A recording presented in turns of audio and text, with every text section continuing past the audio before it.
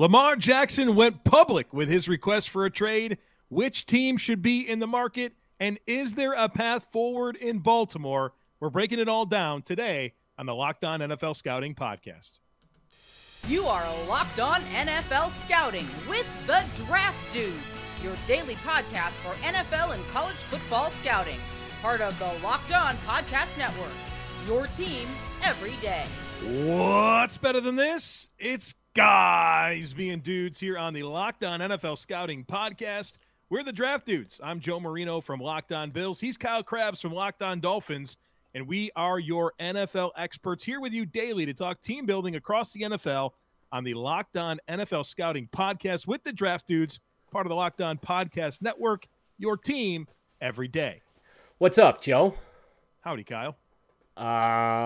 Excited for a big grenade to get thrown into the end of March here. We had the opening of the league calendar year 2 weeks ago.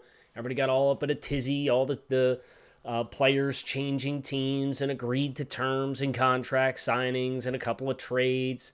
And then it got kind of quiet again. And instead, we're all talking about mock drafts with Hendon Hooker going way too early right now. And, well, now we got something to talk about that's nice and juicy, and it's the latest development in the Lamar Jackson development with him as a non-exclusive tag player for the Baltimore Ravens, which means teams can negotiate with him. The Baltimore Ravens would have a right to first refusal. They get 2 first-round picks if they choose not to match the offer sheet that he would sign with any team. No team has offered. It's been a whole messy saga. There's the question of how much guarantee money Lamar Jackson's looking for, the skepticism around the league's willingness to engage with Lamar Jackson, the league memo that went out about somebody who's not a certified agent reaching out to teams to negotiate on behalf of Lamar Jackson, and then Lamar coming out and said he's never negotiated on my behalf, but we are business partners and we're selling a gym and a briefcase. And now he comes out as John Harbaugh is sitting down with the media at the NFL owners' meetings, like to the minute, and rips off a series of tweets to declare that he has formally requested for trade at the beginning of the month. And this chasm between the two feels like it took another step apart yesterday. Not that anything necessarily, the conditions necessarily actually changed, but the fact that there was a public declaration feels like another step apart. Yeah. That's our objective today is to kind of hash through this Baltimore Ravens situation with Lamar and then talk about what teams should be considering trading for Lamar Jackson. And Kyle, I think one thing we have to acknowledge is that this is a complicated situation. You just went through a narrative on a lot of things that are absolutely true surrounding the situation. And if there's 2 things I'd like to add, it's first of all, Lamar Jackson hadn't been there for the Baltimore Ravens the last 3 years when they needed him. In 2020, he was injured in the third quarter of the playoff loss to the Bills, 17-3 loss to Buffalo. Tyler Huntley finished that game. In 2021, he had a Week 14 ankle injury, missed the rest of the season. Keep in mind, Baltimore started the 2021 season 8-3. They finished 8-9, a 6-game losing streak to end the season. They missed the playoffs. Lamar Jackson wasn't there. 2022, very similar situation. Week 13, he suffers a PCL injury that wasn't supposed to end his season, and then it did. And so you have 3 consecutive seasons where the Ravens are contenders, and Lamar Jackson's not there for them in the critical moments. But in addition to that, it's complicated because Lamar's a complicated evaluation in terms of projecting him forward. And obviously he has pretty steep demands, wanting a contract like Deshaun Watson's, 5-year, $230 million, fully guaranteed. And he's a player that's been in a very unique offense with Greg Roman throughout his entire career, and projecting him to somewhere else with a different coach, with different schemes and personnel around him is appealing, right? I'm interested in that, but there's a lot of unknowns there. And so I think as we consider how we got here and if there is a path forward with Baltimore, and of course we're going to get to the other teams, it is a complicated situation. So I think what's really interesting, and I'm glad you brought up the projection of Lamar, right? Because he's an elite talent in his own unique ways, but he is a unique player.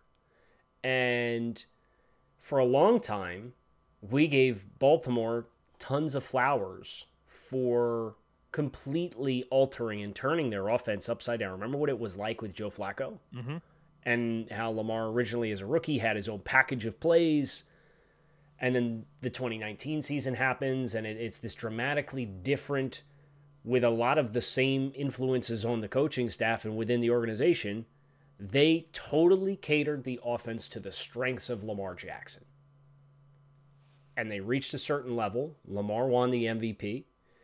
And the next several seasons after that felt like they were spent trying to unlock the next level of that, or a more diverse offense version of that, and it was never achieved. So the question is it the chicken or the egg debate? Is the offense not growing because Lamar doesn't get the pieces around him and the coaching staff around him that will allow him to continue to grow? Or is the offense continuing to trend in acquiring the same kinds of players because the Ravens internally feel like Lamar's reached his maximum version of himself as a player? And we obviously, on the outside looking in, we don't know that.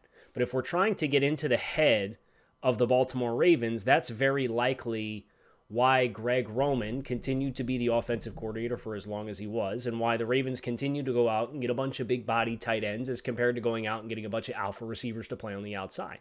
Whether that's right or wrong, we won't ultimately find out until Lamar Jackson does play in a different environment. But I think that's a big piece of the team building puzzle with how Baltimore has addressed probably the last 2 years? Mm-hmm. To how we got to this point where the skepticism beyond the availability exists, to where there's an apprehension to just say, yes, unequivocally, franchise quarterback, long-term, here you go, here's a market reset contract. Well, and certainly that's what he's looking for, is a market reset contract. And so I wonder about the path forward in Baltimore, and if Lamar going public with the trade demands and potentially opening up a lot of different conversations with other teams about what that contract can look like, only for Lamar to come to terms with what's really out there for him and what's really not out there for him. And maybe that actually helps get something done with Baltimore. Because it feels like the messaging from Baltimore is absolutely, we want to get something done with Lamar. Meanwhile, Lamar is saying, I want to be traded. I feel like the only way Lamar is back with Baltimore is if he plays this year on the non-exclusive franchise tag tender. And that's it. I don't know that there's a long-term contract middle ground to be found. I mean, we're at the point where Lamar is putting out numbers that Baltimore was offering him. I believe that happened in February. Mm-hmm. So it feels to me like the two sides for the compensation to actually iron out a firm multi-year contract, as compared to just, well, nobody signed you to an offer sheet and you're trying to maximize your value. So come back, stay healthy, play your best football, and we'll do the dance again next year, I think is the most likely way that he's back in Baltimore. I have a hard time seeing a multi-year contract ironed out. Well, and Baltimore has a PR situation on their hands, right? Yeah. Where surely the Baltimore Ravens fans love Lamar Jackson and have always envisioned, since he took over for Joe Flacco in 2018 and won all those games and went to the playoffs and then the MVP season the following year, they've fallen in love with this guy. Mm-hmm. And for the Ravens to not be able to get a contract extension done and potentially have to trade him, I think Baltimore is probably painting themselves as, hey, we're really trying to get this done. So that way, if inevitably they do have to move on, whether it's a trade or whatever works out, Baltimore can look at their fan base and say, you know what? Hey, we did everything we could. Be interesting to see if when the market drums up. Do you expect the market will drum up after or before the NFL draft? We're going to talk next about AFC and NFC teams, but that would be the last question that I would ask you before we start talking about some of the teams who may end up in the market. I feel like something should be done before the draft, because I think so much of that decision for Baltimore and whatever team would acquire Lamar Jackson, you'd want that clarity going into the draft. Which is tough because the draft is in less than a month now. Yeah. And the Ravens have 5 days for right to first refusal. So you almost need a week. So we're like, why do I feel like if something happens, it's going to be outside of that? I don't. 2 first-round picks is not enough for Lamar Jackson. We just saw what Russell Wilson got traded for. We saw what Deshaun Watson got traded for. This is a 26-year-old former league MVP. Correct. If it was a non-exclusive franchise tag situation, but I don't know. It sounds like teams aren't even engaging in discussions with Lamar right now.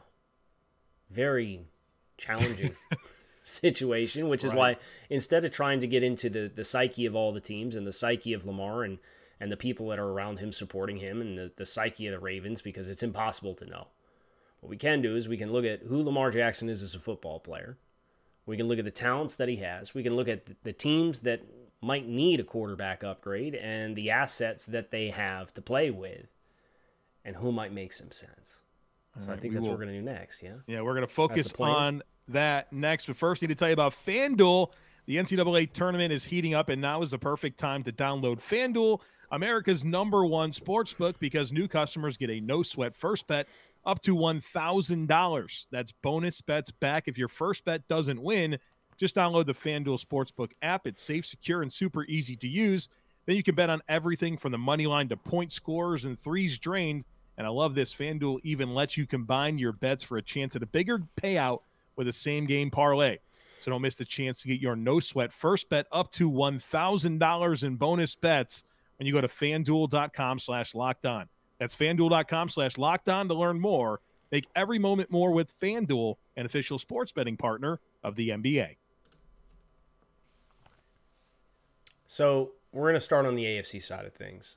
And I know we have a number of teams that we discussed in the pre-show that we wanted to bring to the table here. But I wanted to start off the grid. And I didn't mention this, but there is a team in the AFC that is in win-now mode who appears to be angling for a different quarterback on the trade market. They seem very committed to acquiring a player from the Green Bay Packers. Should the Jets consider going to Lamar Jackson instead of Aaron Rodgers? Absolutely. They absolutely should. Now, they've already, apparently, I think it was Rich Cimini came out and said that they're not. Doesn't mean that they shouldn't. Right. I just want to be clear so that there's any Jets fans that listens are like, well, they're not, so just move on. Like, they should. I agree with you. You would be doing yourself a disservice to not investigate the 26-year-old quarterback. Yep. If you're going to go after the 39-year-old quarterback. Yes. And that helps you. In my opinion, that absolutely helps you. Right now, the path forward for Green Bay is the Jets to get out of this Aaron Rodgers situation. That's their path. There's nobody else in the conversation. Right. And so and we've already seen the Jets do things to position themselves to get Aaron Rodgers, whether it's coaching staff, Nathaniel Hackett, Alan Lazard, all that stuff. But I think that helps get the trade done, because if you're the Jets, you don't want Green Bay to hold you hostage here and say, okay, we know this is the path that you're committed towards, and there's nothing else for you. And that Robert Saleh, you're in a make-or-break year. Joe Douglas, you're in a make-or-break year. Right now, you've got Zach Wilson. And we know that ain't going to work out. So by tying yourself to another avenue, I think it helps get something done with Green Bay. Now, I think there's plenty of teams beyond the Jets, but I would have just been remiss if we didn't acknowledge the Jets as a team that's actively trading for a former MVP quarterback who is like literally 50% older than the quarterback that we are talking about, Lamar Jackson, right? Obviously, very different skill sets, very different kinds of players, both gifted passers, both can win outside of structure, but just the way in which they play the game and the style of the offense that we've seen Lamar have success with versus Aaron is very different. So let's look through the rest of the AFC conference here. I know we had mentioned the Houston Texans being a team that we both believe should not be in this market. And a lot of that for me, and I don't know about you, but it has to do with the contract that you would be giving Lamar versus where the rest of your team is at. If you have an opportunity to get a rookie contract at quarterback at 2 without any extra assets, and it's a rookie contract versus a Lamar Jackson size contract, you should go that route because the rest of your team needs time to develop and grow and continue to be added to. Yeah, I agree with you there, where the roster is, but really that number 2 pick. Yeah. And there being several quarterbacks that are going to be taken in this range, you're positioned well to find your answer at quarterback with that number 2 pick. That's what I think Houston should be thinking about, which is interesting because the Indianapolis Colts are the team I'd like to bring up next, who are picking number 4. And I see this differently for Houston as I do Indianapolis, even though I don't love what Indianapolis has in terms of the roster. I feel like they need some work to be done here. But the fact that they are picking number 4, and now you're you're looking at your 3rd option at quarterback, right? The 3rd one drafted, potentially the 4th if a team moves ahead of you to get to that Arizona pick at 3, which I think is absolutely a possibility. I think the Colts are one of my favorite possibilities for Lamar Jackson. I know Jim Irsay came out this morning and said, I don't like guaranteed contracts, which I think we can understand that pretty much no NFL owner is going to like a guaranteed contract. And so we'll see if anyone budges there. But Indianapolis, like you've mentioned a lot recently, has toyed around too long with a quarterback. And they have the opportunity right now to get a 26-year-old league MVP.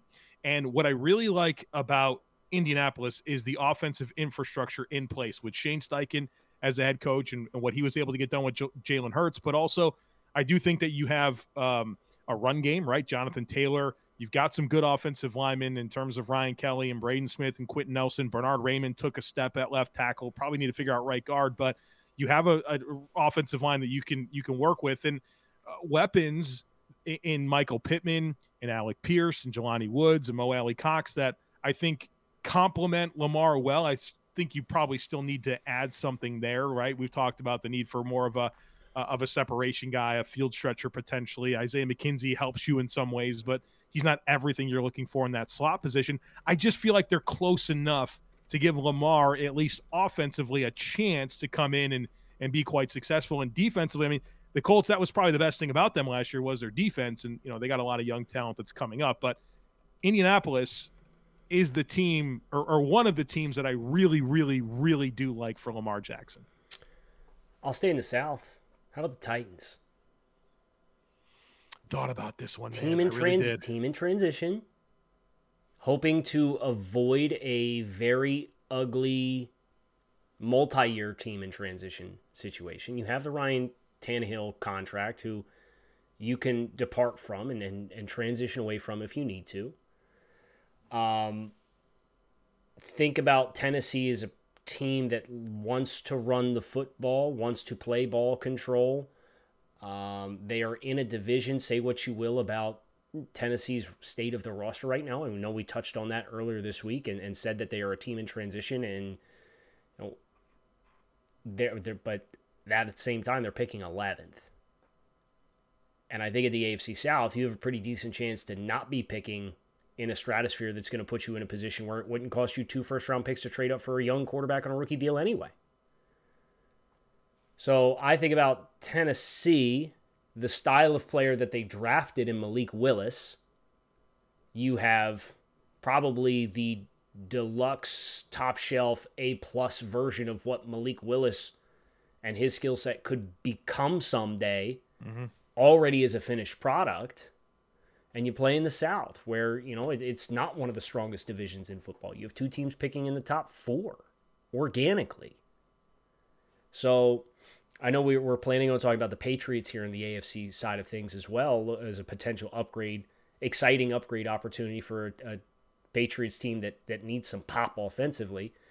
But I couldn't help but think, if you had to have me pick between Bill Belichick with Bill O'Brien as the offensive coordinator versus the Mike Vrabel Titans and the style of play that they have put out, I feel like Tennessee is a better fit for Lamar stylistically than what we're expecting the Patriots to be. So let's talk Patriots. And Meek Mill has informed Robert Kraft that Lamar Jackson would like to go to the Patriots. For whatever that matters, right? That's something that has been reported. Obviously, the Patriots have Mac Jones, and we've been concerned about that relationship. Obviously, what they put him through last year and the reporting that's come out since. Bill O'Brien, certainly a major – I mean, the biggest upgrade you could possibly have, right, is going from – what they had. to a competent offensive coordinator. Huge. I mean, you can't put a number on it. Yeah, you really can't. So that's huge, right? And you can make a case that offensively, at least it's coming together somewhat with the addition of Juju Smith-Schuster. I have concerns about the O-line and those types of things, but Mike Gesicki's there as well, which don't forget Big Mike. Can't forget about him. I don't know, like Hunter Henry, Mike Gesicki, Devontae Parker, Juju Smith-Schuster, like that kind of works for Lamar, right? That's reasonable. Physical guy, big-bodied guys. Seemingly middle of the field targets. Yeah, middle of the field targets. Can make a play at the catch point. I kind of pick up what you're putting down right now. They're a gap run scheme, right? Right. They're going to run downhill, and they can pick up extra gaps in the running game with the quarterback running game. Ramondre Stevenson. Yeah. This isn't bad. And if you're New England, be honest with yourselves. What's your path to being competitive in the AFC East anytime soon? Much less this conference. I think I saw this is the longest odds a Bill Belichick Patriots team has ever had to win the AFC. I think they're plus 1,000 right now. Or, excuse me, win the AFC East, they're plus 1,000.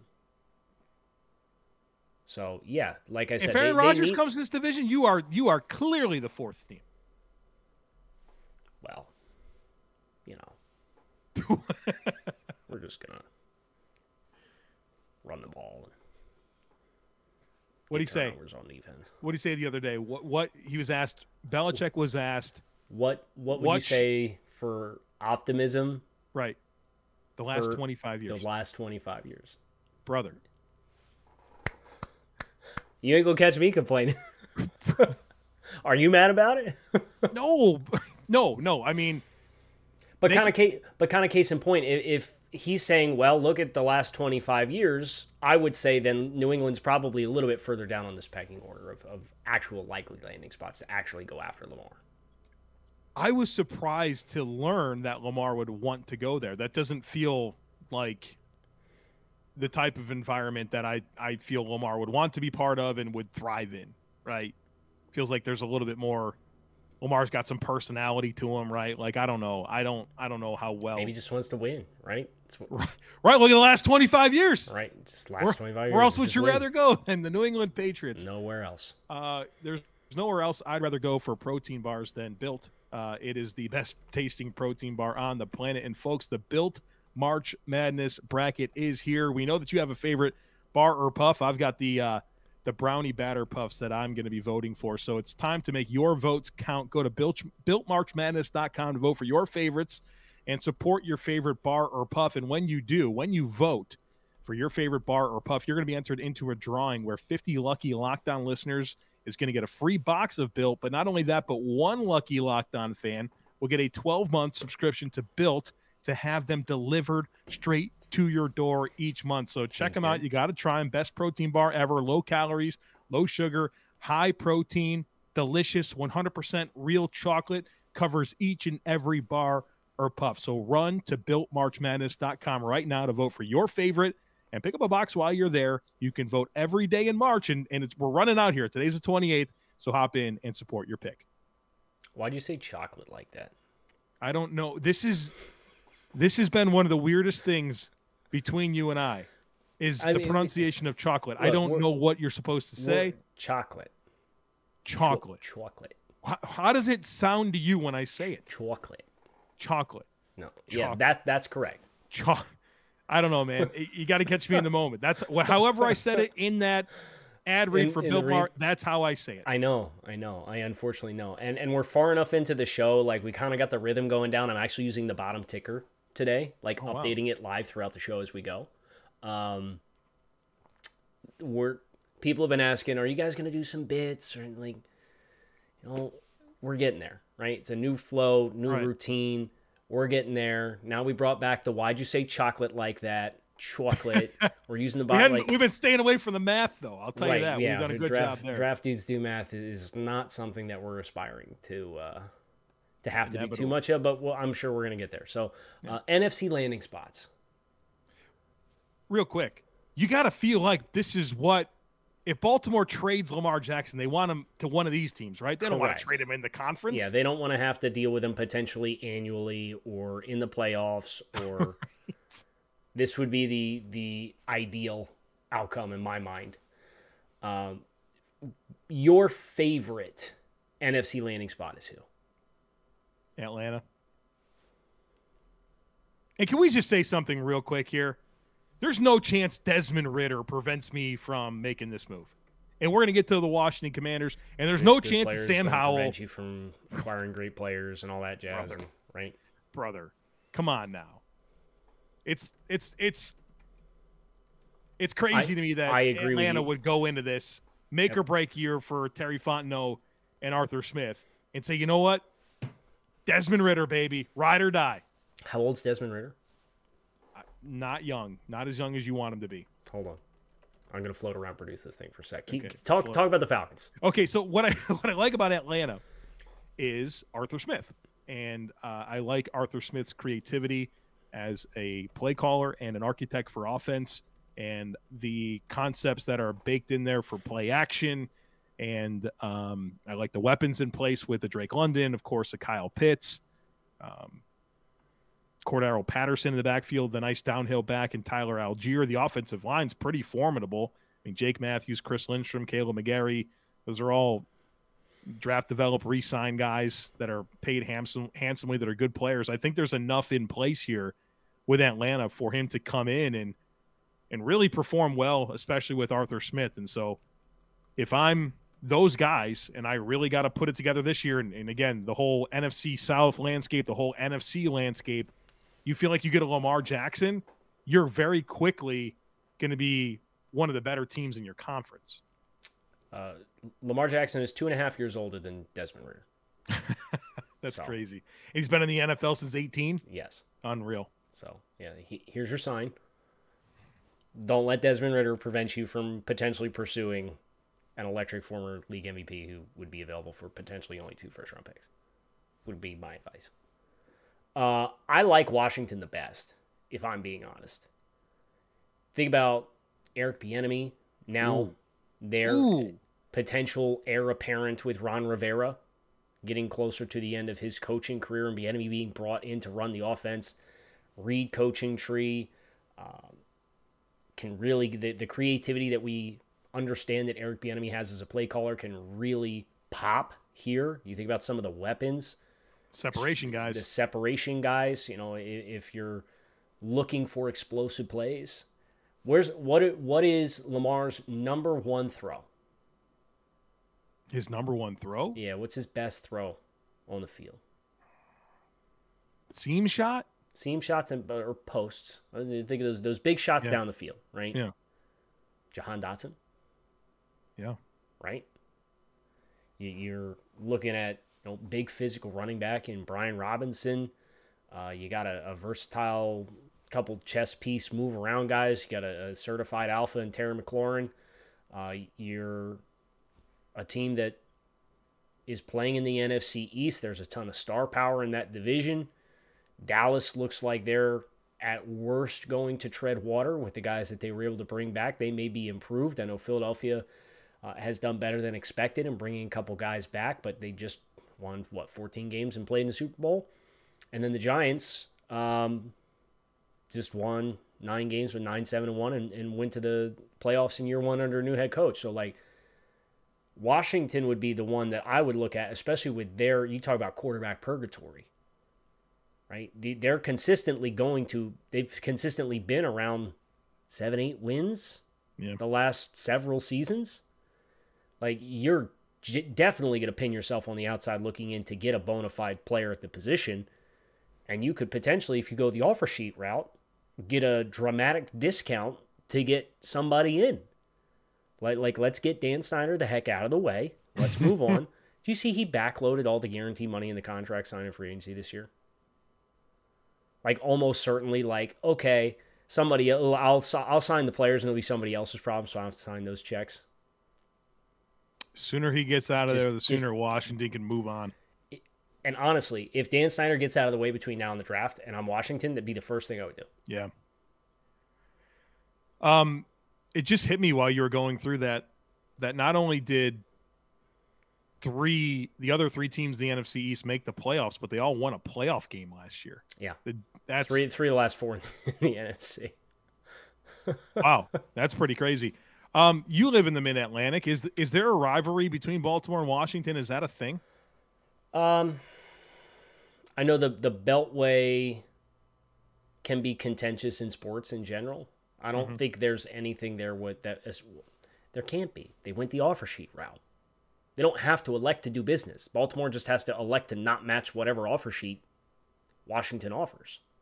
Right? I know you feel more inclined that an actual trade would get done, but if I'm a team, I'm trying to go the offer sheet route. I want the discount for the trade compensation. Of course. And Baltimore left the door open for you to do it, so you'd be dumb not to. Yeah, but I feel like all that does is give Baltimore a deal that they could say, okay, thanks for getting that done. We're going to take it as well. Okay, then so I think you have to come in and really do a trade. Then let him take it. But at least, if I really want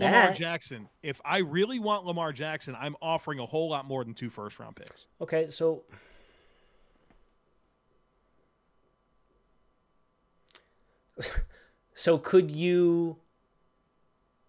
can that become a sign and trade? Not necessarily. It would have to be. But if you went the offer sheet route and Baltimore's like, hey, we're going to match this, is there a chance to... You're just doing the work. You're just doing Baltimore's work. I know, but I'm saying if I do the work for Baltimore and then Baltimore says, hey, we're going to match the offer sheet, can it then become a sign and trade in which the... Yeah, that's the play if you're Baltimore. It's like, yeah, hey, we're signing this offer sheet. So if you want to throw in a 3rd first-round pick and a couple of 2s, he can be yours. Yeah, I'm not sure if once an offer sheet is signed by Lamar, if it works. I don't think it works that way, but I don't know. All I know is if I were the Washington Commanders, if I were the Indianapolis Colts, if I were the Tennessee Titans, if I were the Atlanta Falcons, I would certainly be running in trying to get some kind of submission on an offer sheet. And I don't know, is there a poison pill that you can put in? I know the Patriots tagged the Dolphins with that when they signed Wes Welker as a restricted free agent. It was something about like the income in certain states of playing games or whatever that made it like almost impossible or feasible for Miami to sign. Like that was really Patriots-esque, very savvy of them with the restricted free agent with like right of first refusal. And Miami's like, well, we can't give them that because we live in Florida. So I don't know. But any of the teams in the NFC here as we wind down. I want to acknowledge Carolina. We look at them. They have the number 1 pick in the draft. They have their choice of quarterback. They've already done. They already invested 2 first-round picks. Yeah. So to me, they're just pick whatever quarterback you like. Pick C.J. Stroud and move on. Sure. Yeah, that's probably what I would do if I were Carolina. That's what I would. Tampa Bay, are they worth talking about? They're picking 19. They've got Baker Mayfield on a 1-year, $4.5 million deal and Kyle Trask. And look, they brought back Levante David. They have a lot of established players on this roster. Shaq Barrett, Chris Godwin, Mike Evans. These guys are all part of the mix. Vita Vea, of course. They just paid both these corners, right? Carlton Davis and Jamel Dean. They're not necessarily packing it in. And they have $6 million in cap space. Well, come on. I mean, Could you even fit? Can you fit Lamar on a $40+ million a year contract? So that's what you think the holdup is here? Like, that's the thing I'm most apprehensive about. Sure. If you want to get it done, you're going to get it done. Let me see. You'll move heaven and earth. Well, if we trade Mike Evans, we can save $2.3 million. So that's not going to help us. If we trade Shaq Barrett, just hypothetically, we would lose money. Okay, so the players that are at the top of the cap hits are probably restructure-only candidates. You can save 11.7 if you move on from Devin White. So, like, you can save the money in year one that would be concerning by moving on from Devin White. But, oh, by the way, you've got that Tristan Wirth contract extension hanging over your head as well. So you're saying they just gotta take their medicine. They're in a weird spot. They're in a super weird spot. Yeah. With all those big ticket players, they still have a lot, man. Now they will open up significant cap space for 2024 because they're eating all the Brady dead money now. Mm-hmm. So I think if you can get through year one, you could probably make it work. 2024, they're currently scheduled for $35.5 million, and they'll probably have some aging players that they might want to transition away from, and that includes Tristan Wirf's $18.2 million fifth-year option. They could do it. I think they'd have to move Devin White this year. He's not going to be appealing in a trade. I mean, they have Patrick Queen and Roquan Smith. That doesn't move the needle for Baltimore. Right. But so that'd be a separate move, but... I hear you. It's unlikely. Oh, boy. So it's a mess.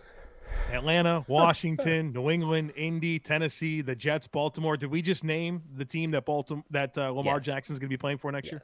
Yes, we did. You got a feeling that's just it's just going to be Baltimore? If I had to guess right now, and it's just a guess, right? Like I don't have any information. I'm not a Baltimore Ravens. I'm not Meek Mill. No Meek Mill here. No Meek Mill. I would guess that there's not a lot of traction on this, and Baltimore keeps them on the non-exclusive for this upcoming year. And then we just have this whole thing again next year? Again. That's right. Yeah. Okay. The saga continues, and we will be there every step of the way, so plan accordingly. Hit subscribe here on Locked On NFL Scouting with the Draft Dudes, your teams every day here on the Locked On Network. You can find us on YouTube or wherever you listen to your favorite podcasts. Why don't you make Locked On Bills or Locked On Dolphins your second listen of the day, and like Locked On NFL your third listen of the day, and just make sure the entire Locked On Network keeps you company all day long. We have a fantastic team of people with us on the network, and we hope that you will make us a part of your day as you continue throughout the day today and every day. Kyle Crabbs, Joe Marino, appreciate you guys checking out the show. Peace.